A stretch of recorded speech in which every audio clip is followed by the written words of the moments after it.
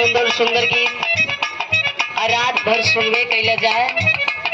अब धीरे धीरे सुबेर हो गई बा। अब बहुत बढ़िया बढ़िया निर्गुण भी आप लोगों को सुनने के मिलल। अब ही हमारे निर्गुण शुरुआते नहीं तो है। वाह बहुत अच्छा। एक आखिरी गीत गा करके एक बाद लाइन बदल दे जाइए, ठीक है? काहे कि समय काफी बीत गई बा। अपना के बुझता रमा